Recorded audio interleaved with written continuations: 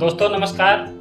मैं आपको आज एक ऐसा है जहां एक आदमी एक ऐसे ही जीवन में उतने अवतार ले सकता है जितने पुराणों में भी नहीं मिलते हैं।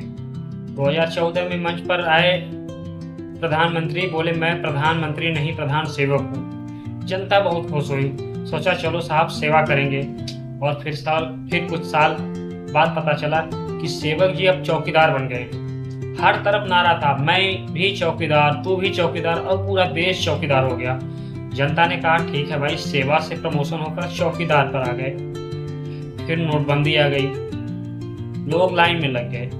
सवाल पूछे गए तो जवाब मिला, अरे मैं तो फकीर आदमी हूँ जी, झोला उठाकर चल।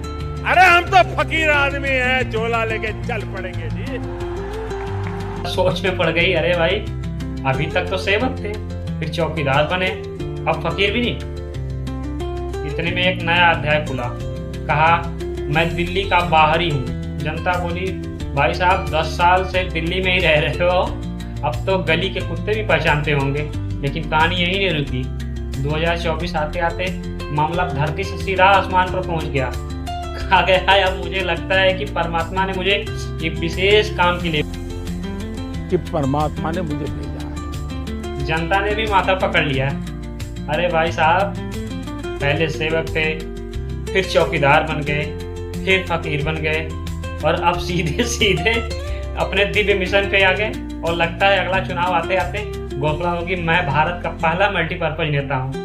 जरूरत के हिसाब से सेवक भी हूँ, चौकीदार भी हूँ, और फकीर भी हूँ, और विशेष दूत भी हूँ। उधर जनता अभी भी वही पूछ रही है, भाई साहब आप आखिर हैं क्या? क्योंकि गैस सिलेंडर अपनी पहचान नहीं बदल रहा है, पेट्रोल अपना रोज अवतार नहीं बदल रहा है, बेरोजगारी भी रूप नहीं बदल रही है, बदल रहे हैं तो सिर्फ भाषणों में किरदार। और जनता कह रही है हमें अवतारों की गिनती नहीं चाहिए, हमें हिसाब चाहिए कि 10 साल में आखिर हुआ क्या। दोस्तों, लोकतंत्र में नेता की पहचान उसके भाषणों से नहीं, उसके परिणामों से होती है।